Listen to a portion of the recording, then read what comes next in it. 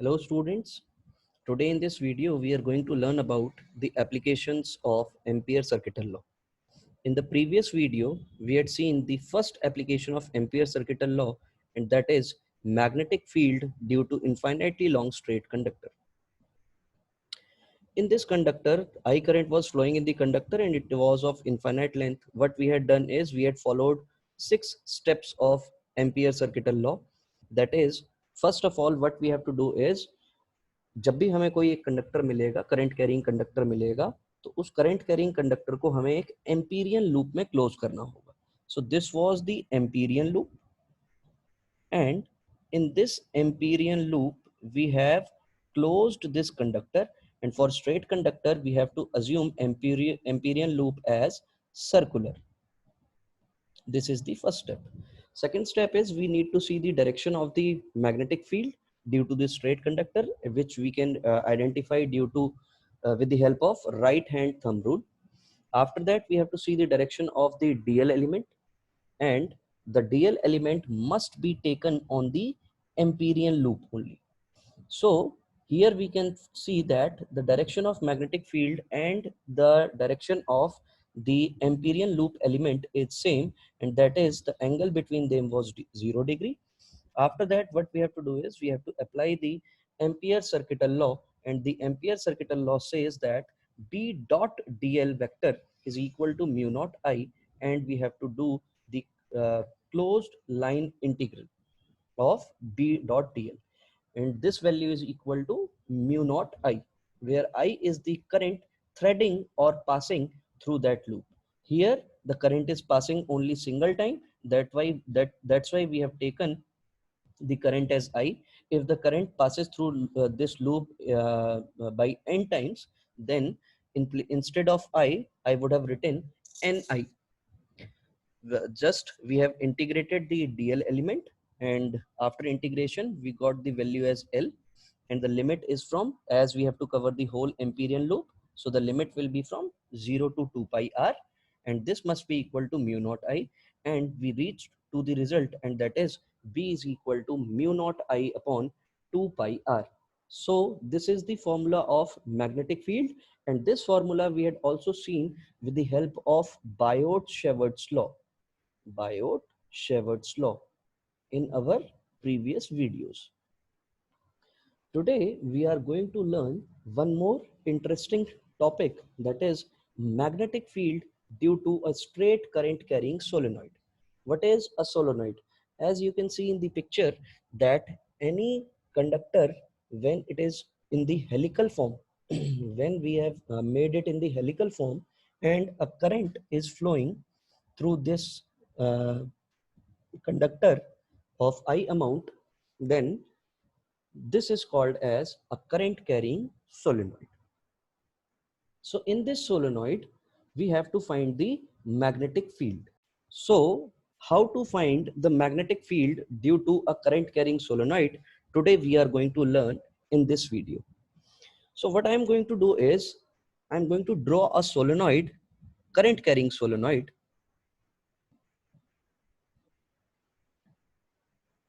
This is going to be the structure of the solenoid. Suppose this solenoid is of infinite length. Infinite length.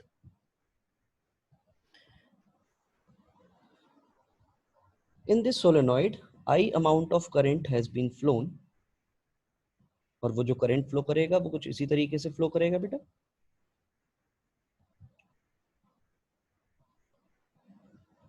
और ये अगर एक infinite length की solenoid है, तो obviously we have to close this solenoid in the Amperian loop. तो infinite length की solenoid को तो हम क्लोज कर नहीं सकते, जैसा कि हम लोगों ने गॉस थ्योरम में भी देखा था कि इनफाइनाइट शीट हुआ करती थी हमारे पास, तो उस सोलेनॉइड को भी उस प्लेन शीट को भी हम लोग अपने गॉसियन सरफेस में क्लोज नहीं कर पाते थे. उससे पहले भी हम लोगों ने देखा था कि एक इनफाइनाइटली लॉन्ग स्ट्रेट कंडक्टर था, चार्ज कंडक्टर था, उसको भी हम एक गॉसियन सरफेस के अंदर क्लोज नहीं कर पाते थे, पूरी तरीके से क्लोज नहीं कर पाते थे. तो हम क्या काम करेंगे, जिस तरह से वहां पर एक पर्टिकुलर लेंथ को हम लोग एक गॉसियन सरफेस के अंदर क्लोज करते थे या एक पर्टिकुलर एरिया को हम लोग एक गॉसियन सरफेस के अंदर क्लोज करते थे, यहाँ पर भी हम एक पर्टिकुलर लेंथ की सोलेनॉइड को ही हम एक एम्पीरियन लूप के अंदर क्लोज करेंगे. Here the Amperian loop, here the Amperian loop for the solenoid will be rectangular. We are going to take Amperian loop as a rectangle. So how the rectangle will be considered? See, what I just want that current must thread through that loop continuously.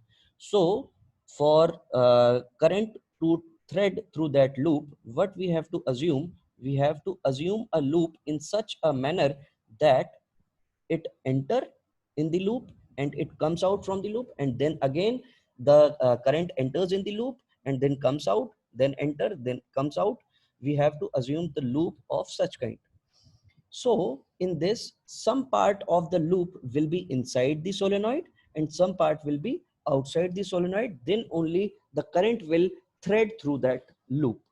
The loop cannot be of this kind. Like I have assumed this loop, I cannot assume this loop of such kind, because in this the current is not threading, current is not passing in the through the loop, inside the loop. The current must pass inside the loop. So this will be the right manner to select the Amperian loop. अब देखते हैं बेटा इसका derivation कि इसका derivation हम कैसे कर सकते हैं. So here we have taken a solenoid.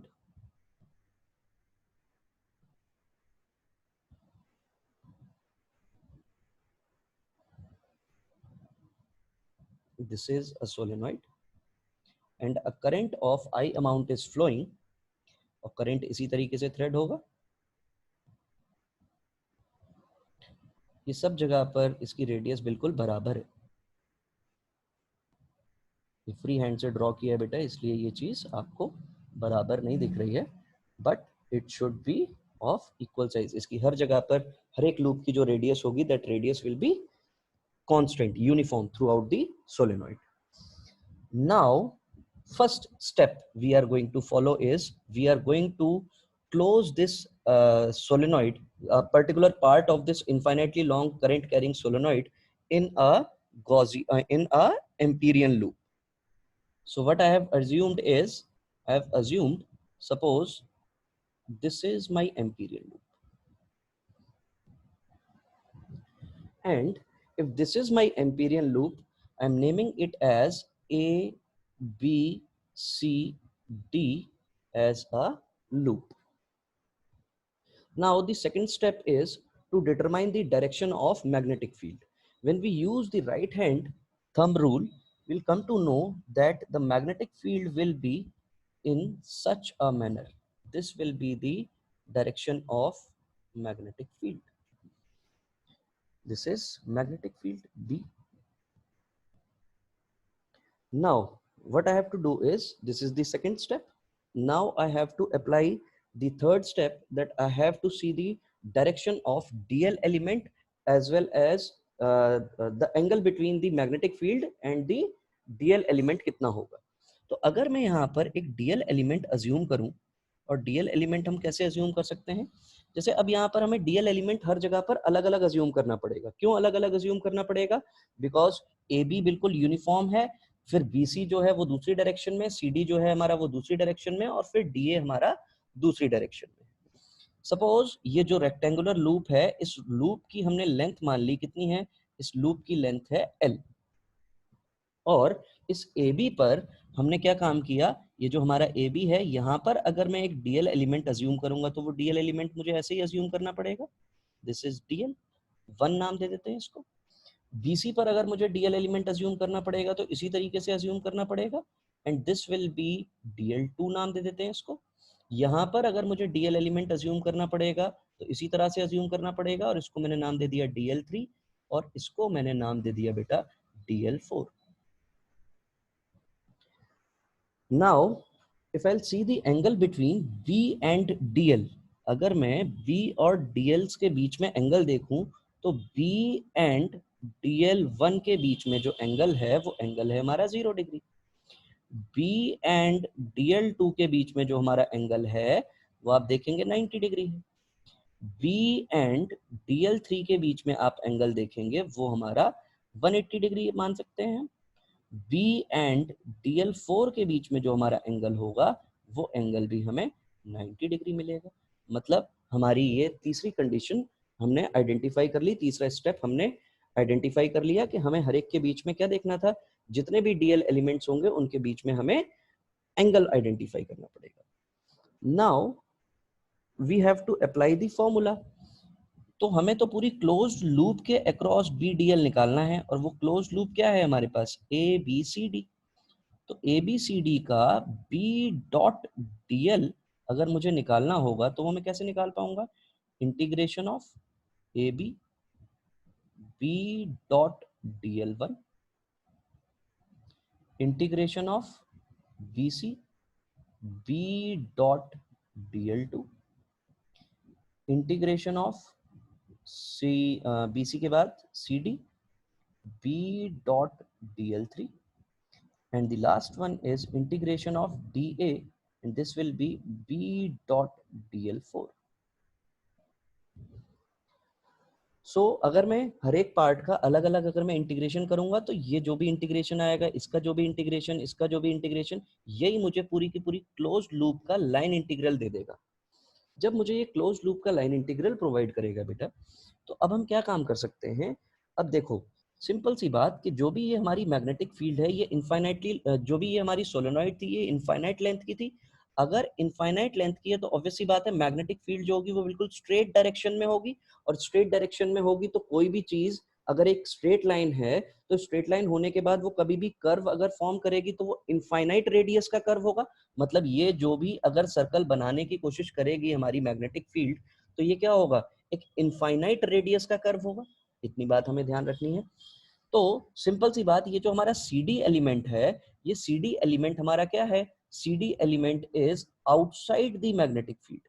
CD element is this element, CD element या CD length is outside the magnetic field. मतलब यहां पर मैग्नेटिक फील्ड है ही नहीं, एग्जिस्ट ही नहीं कर रही है, सिंपल सी बात। तो अब देखेंगे हम यहां पर इसका इंटीग्रेशन हम कैसे करेंगे। तो integration of closed integral of line integral of ABCD B.DL vector, this will be equal to integration of AB, और मैं अगर यहाँ पर लिख दूं BDL1 cos थीटा 1 नाम दे देते हैं इसको, integration of BC BDL2 cos theta 2 नाम दे देते हैं, integration of CD BDL3 cos theta 3 नाम दे देते हैं, and integration of DA BDL4 cos theta 4 नाम दे सकते हैं। अब यहाँ पर अगर मैं ध्यान से चेक करूं बेटा, तो B और DL1 के बीच में हम लोग एंगल ऑलरेडी देख चुके हैं, and that angle is 0 degree. B DL2 के बीच में एंगल हमारा 90 डिग्री है, यानी कि D थीटा 1 इस केस में हमें कितना मिल रहा है, 0 डिग्री। इस केस में थीटा 2 जो है वो हमें कितना मिल रहा है, देखो 90 डिग्री मिल रहा है। इस केस में थीटा 3 जो है वो हमें 180 डिग्री मिल रहा है। बट अगर मैं यहाँ पर बात करूं तो यहाँ पर मैग्नेटिक फील्ड कितनी है, 0। मतलब ये पूरा का पूरा जो कंडक्टर है, this conductor is outside the magnetic field, whereas CD और AD के कुछ पार्ट जो है वो एक मैग्नेटिक फील्ड में एग्जिस्ट कर रहा है। तो हम यहाँ पर मैग्नेटिक फील्ड 0 नहीं मान सकते, और ना ही यहाँ पर हम मैग्नेटिक फील्ड 0 मानेंगे। तो अगर मैं यहाँ पर थीटा 4 लिखूंगा तो theta 4 will be 90 degree. Place these values in this equation.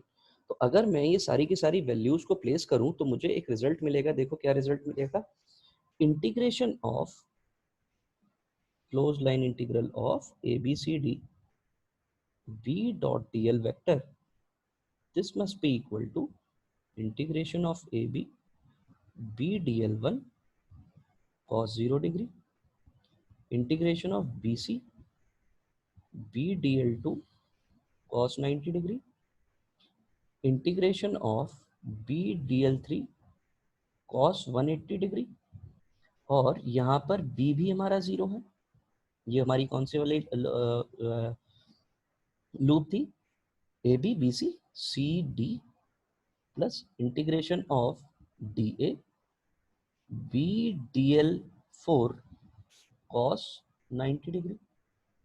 ऐसे ही हमें रिलेशन देखने को मिलेंगे। अगर हमारे पास यही रिलेशन होंगे तो ऑब्वियस सी बात है, अब हम अपनी वैल्यूज को प्लेस करने की कोशिश करते हैं। तो देखो यहाँ पर सिंपल सी बात, इंटीग्रेशन ऑफ ए बी, ये बी डी एल वन ही बच जाएगा। इसकी वैल्यू जो मिलेगी मुझे जीरो मिलेगी, इसकी भी वैल्यू जो मिलेगी वो जीरो मिलेगी, इसकी भी जो वैल्यू मिलेगी वो जीरो मिलेगी। मतलब यहाँ से मुझे क्या बात समझ में आई कि ए बी सी डी का क्लोज लाइन इंटीग्रल जो मिलेगा वो बी डॉट डी एल होगा, and this will be equal to B integration, B तो कांस्टेंट है, A B of D L one. और B A B of D L one की अगर मैं वैल्यू प्लेस करने की कोशिश करूंगा तो देखो बी इंटीग्रेशन ऑफ जीरो से एल लेंथ तक ही ये हमारा डी एल वन इंटीग्रेट होगा, and this will be equal to B into L.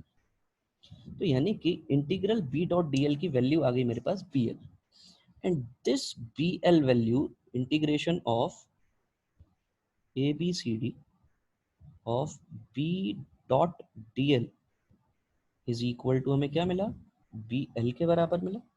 और ये जो वैल्यू हुआ करती है ये म्यू नॉट आई के बराबर होती है। और इस आई की सबसे इंपॉर्टेंट बात है number of times the current threading through the loop must be multiplied with the magnitude of current,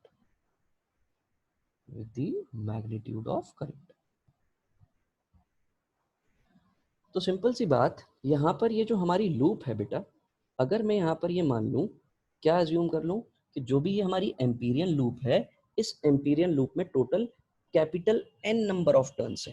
so what we had assumed in, suppose in Amperian loop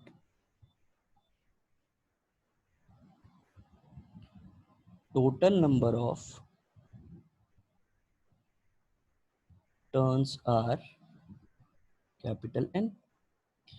और बेटा जितने बार ये टर्न्स हैं, जितने बार भी ये टर्न्स हैं, यहाँ पर हमें जो ये टर्न्स दिखाई दे रहे हैं, उतने ही बार ये करंट बार बार इस लूप के थ्रू थ्रेड हो रहा होगा। मतलब कितने टाइम्स करंट थ्रेड हो रहा है? n टाइम्स ही करंट थ्रेड हो रहा है। और अगर ये n टाइम्स मेरा करंट थ्रेड हो रहा है तो मैं यहाँ पर इसको क्या लिख पाऊंगा?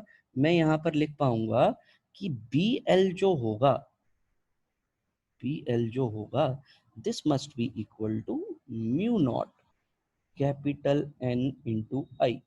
अब समझ में बात आई कि ये जो आई है, ये आई का क्या रोल है, आई हमें कैसे डिटरमाइन करना, या कैसे हमें लिखना है। तो कैसे लिखना है हमें कि जितने बार भी हमारी एम्पीरियल लूप के थ्रू करंट बार बार अगर थ्रेड हो रहा है तो we have to count the number of times कि कितने बार वो करंट थ्रेड हो रहा है, और उसको मैग्नीट्यूड ऑफ करंट से हमें मल्टीप्लाई कर देना है।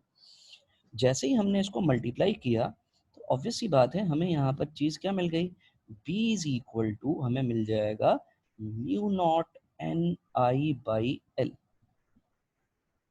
और अगर मैं यहाँ पर अज्यूम कर लूं let number of turns per unit length be small n, तो स्मॉल n का मतलब क्या हो गया? कैपिटल N बाई एल हो गया ये। यानी कि अगर ये कैपिटल N बाई एल हो गया तो मैं यहाँ पर इसी चीज को अब मैं क्या लिख पाऊंगा? With the help of this formula मैं क्या लिख पाऊंगा? B is equal to mu not N I. अब देखो इनफाइनाइट लेंथ की भी लूप होगी तो number of turns per unit length जो होगा वो वैल्यू हमें यहाँ पर प्लेस करनी होगी, यानी कि स्मॉल n प्लेस करनी होगी। ये फॉर्मूला आप कब यूज कर रहे होंगे? ये फॉर्मूला आप तब यूज कर रहे होंगे कि अगर आपको सोलेनॉइड की लेंथ दे दी, जैसे हमने ये चीज किसके लिए आइडेंटिफाई की है बेटा, ये चीज हमने इनफाइनाइट लेंथ के लिए आइडेंटिफाई की। जब हमने ये इनफाइनाइट लेंथ के लिए आइडेंटिफाई की है तो हमें ये रिलेशन देखने को मिला है। अब अगर हमसे 10 मीटर की सोलेनॉइड बोलेगा तो एल की जगह पर 10 प्लेस कर देंगे, नंबर ऑफ टर्न्स हमें गिवन होंगे, म्यू नॉट की वैल्यू हमें बहुत अच्छे से पता है कि म्यू नॉट की वैल्यू क्या होती है। म्यू नॉट अपॉन 4 पाई की जो वैल्यू हुआ करती थी, म्यू नॉट अपॉन 4 पाई की जो वैल्यू होती थी वो 10 टू द पावर -7 होती थी। तो म्यू नॉट जो हमें मिलेगा उसकी वैल्यू कितनी मिल जाएगी, 4 pi into 10 to the power -7। तो इस वैल्यू को हम क्या कर रहे होंगे, इस जगह पर प्लेस कर रहे होंगे। आई तो ऑब्वियस सी बात है, मैग्नेटिक फील्ड निकालने की बात कर रहे हैं और किसी भी कंडक्टर की वजह से मैग्नेटिक फील्ड निकालने की बात कर रहे हैं, तो कंडक्टर में हमें करंट तो फ्लो कराना ही पड़ेगा। तो हमें एक सोलेनॉइड का जो इस तरीके की टिपिकल ज्योमेट्री के थ्रू अगर करंट फ्लो हो रहा होगा तो उसकी वजह से हम किस तरीके से मैग्नेटिक फील्ड निकाल पाएंगे, वो चीज हमें समझ में आई। और हमें क्या समझ में आया कि उसकी वजह से जो हमारी मैग्नेटिक फील्ड होगी वो magnetic field B is equal to mu naught NI/L होगी। और कैपिटल N जो है वो हमारे नंबर ऑफ टर्न्स है और स्मॉल n जो है वो हमारे N/L है, यानी कि number of turns per unit length है। तो यहाँ पर हमें जो B की वैल्यू मिली है वो हमें कितनी मिल गई, म्यू नॉट NI मिल गई। अब यहाँ पर एक चीज जो आपको याद रखनी है वो ये कि magnetic field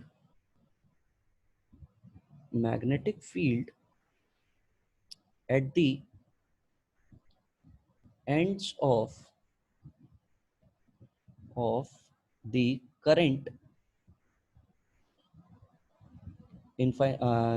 magnetic field at the end of the current infinitely long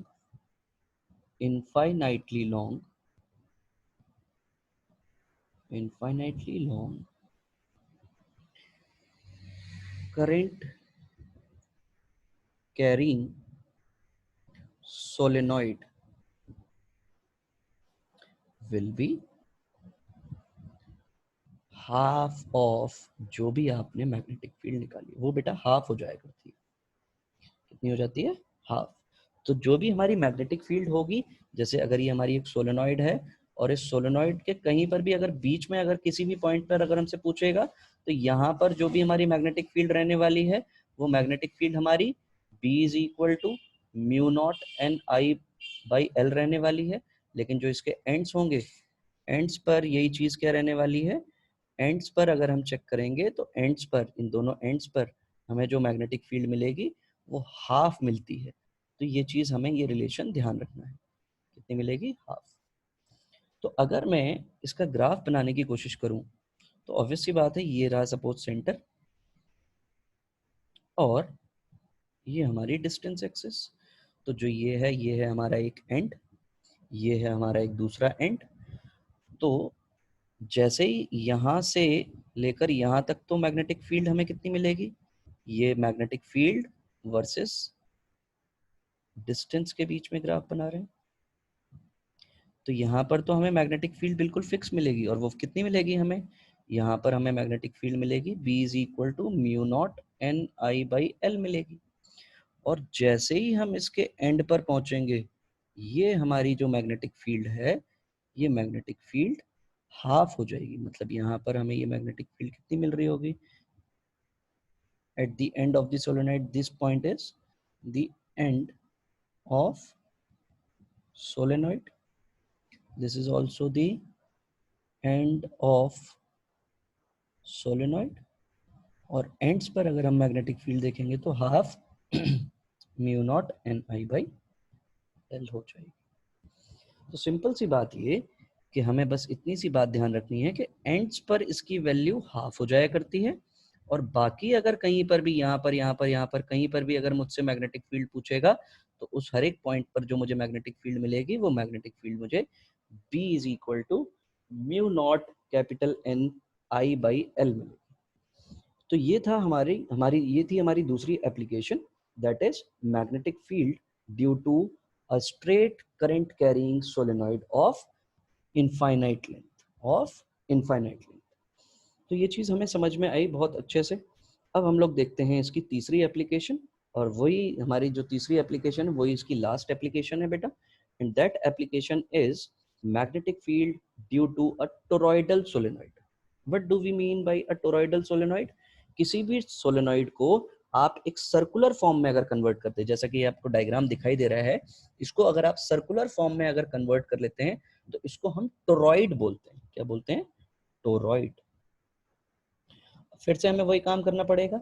अब टोरॉइड है तो ऑब्वियस सी बात है इसकी कुछ ना कुछ रेडियस होगी, और वो रेडियस हमने कितनी मान लिया यहाँ पर कि उसकी जो रेडियस है वो आर है।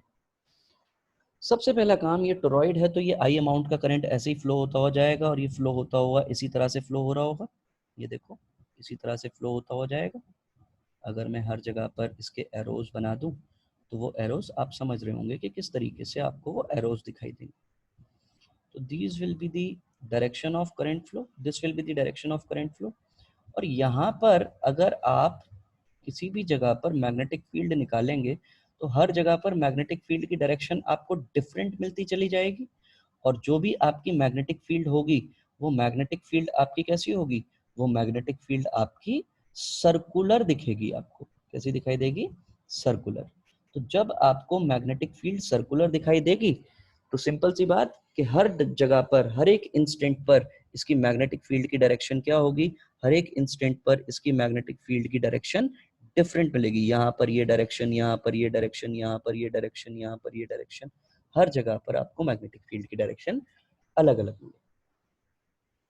यहाँ पर जो ये आर लिया है बेटा, this R is basically the mean radius, this is the mean radius of solenoid. तो mean radius of toroidal solenoid, इसका क्या मतलब हो गया कि अगर मान लीजिए किसी क्वेश्चन ने मुझे इनर रेडियस और आउटर रेडियस दे दी, तो ऑब्वियस सी बात है उस केस में अगर मुझे मीन निकालना होगा तो वो चीज आपको बहुत अच्छे से आती है, inner radius plus outer radius divide by 2 करनी होगी आपको। यहाँ पर मुझे फिर से एक एम्पीरियन लूप बनानी है, और यहाँ पर जो मेरी एम्पीरियन लूप होगी वो एम्पीरियन लूप मेरी सर्कुलर लेंगे, सर्कुलर एज्यूम करेंगे। क्यों सर्कुलर एज्यूम करेंगे? तो सर्कुलर हम इसलिए एज्यूम करेंगे क्योंकि भैया इसी सर्कल के थ्रू हर बार मेरा करंट क्या हो रहा होगा? थ्रेड हो रहा होगा। तो यहाँ पर हमने क्या एज्यूम किया है? यहाँ पर हमने एज्यूम किया है let the toroidal solenoid be of R radius, R radius, and current of small I amount flows through the toroid। आप इसको टोरॉइड भी बोल सकते हैं या फिर आप इसको टोरॉइडल सोलेनॉइड भी बोल सकते हैं। तो अब सबसे पहला स्टेप कि हमें एम्पीरियन लूप बनानी पड़ेगी। तो हमने यहाँ पर क्या अज्यूम कर लिया?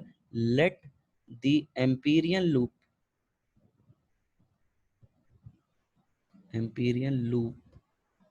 is of radius small r, and the number of turns in the toroidal solenoid. क्योंकि अब तो यहाँ पर फिक्स होगी, क्योंकि रेडियस हमने आर मानी है, तो ऑब्वियस सी बात है जो भी नंबर ऑफ टर्न्स होंगे वो हमें अज्यूम करने पड़ेंगे। Number of turns in the toroidal solenoid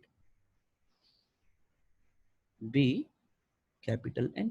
हमने ये मान लिया क्या है? ये हमने मान लिया कि यहाँ पर ये हमारे नंबर ऑफ टर्न्स हो गए। अब यहाँ पर अगर मैं यहाँ पर कहीं पर भी डीएल एलिमेंट अज्यूम करूंगा, कहीं पर भी अगर मैं यहाँ पर डीएल एलिमेंट अज्यूम करूंगा, तो ऑब्वियस सी बात है ऐसे ही अज्यूम करूंगा तो डीएल एलिमेंट की जिधर डायरेक्शन उसी डायरेक्शन में हमारी मैग्नेटिक फील्ड होगी। यानी कि यहाँ पर जो डायरेक्शन मैग्नेटिक फील्ड की है वही डायरेक्शन हमें डीएल एलिमेंट की मिलेगी। तो अगर हमें एंगल पता चल गया, so as we can C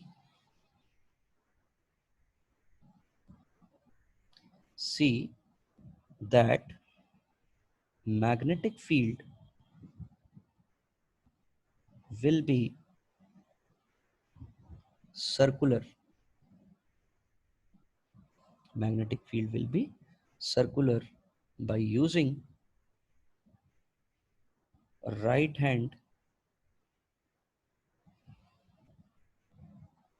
thumb rule, तो हम कहीं पर भी अगर राइट हैंड थंब लूप इस वाली लूप के अक्रॉस लगाएंगे तो इस डायरेक्शन में दिखेगा, इस वाली लूप के अक्रॉस लगाएंगे इस डायरेक्शन में, इस वाली लूप के अक्रॉस इस डायरेक्शन में, मतलब हर बार जो मुझे डायरेक्शन दिखाई देगी वो डायरेक्शन मुझे कुछ इसी तरीके की दिखाई देगी। तो ये हमने राइट हैंड थंब रूल से हमने डायरेक्शन आइडेंटिफाई कर ली। एंगल बिटवीन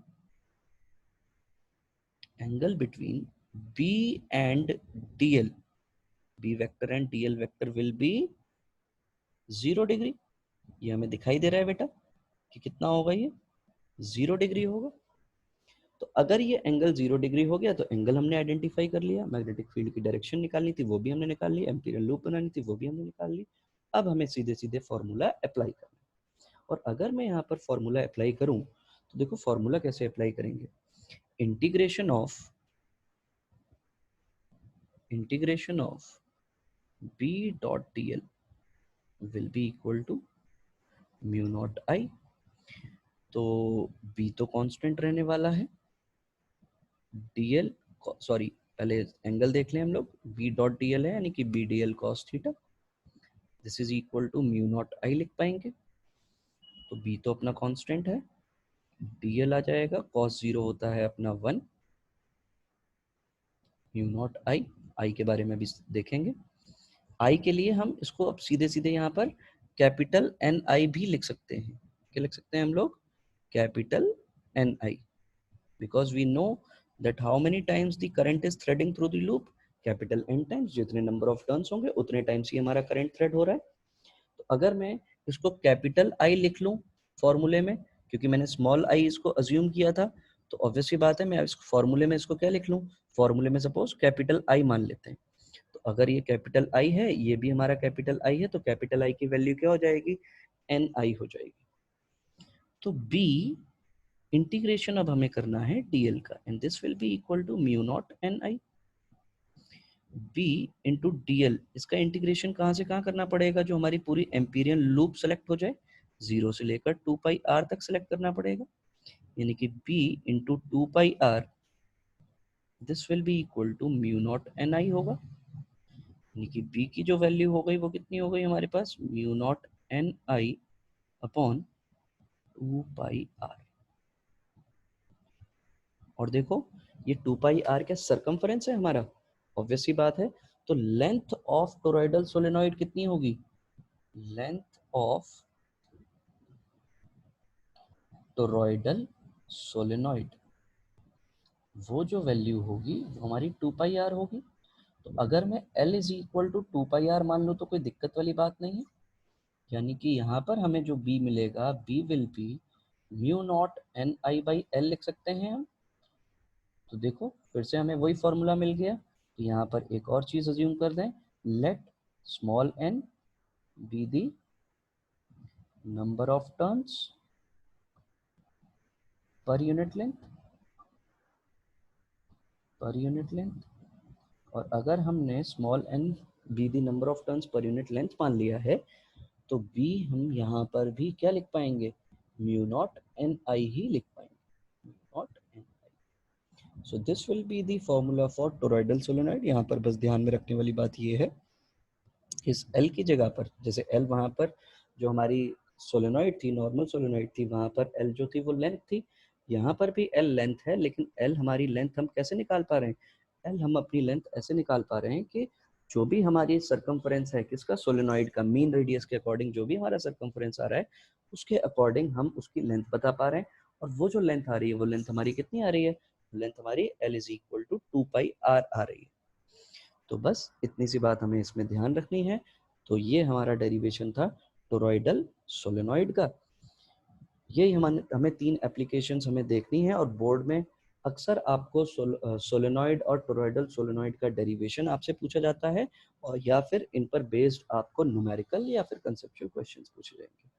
तो इस पर ध्यान दीजिएगा बेटा, and thank you so much, God bless you all.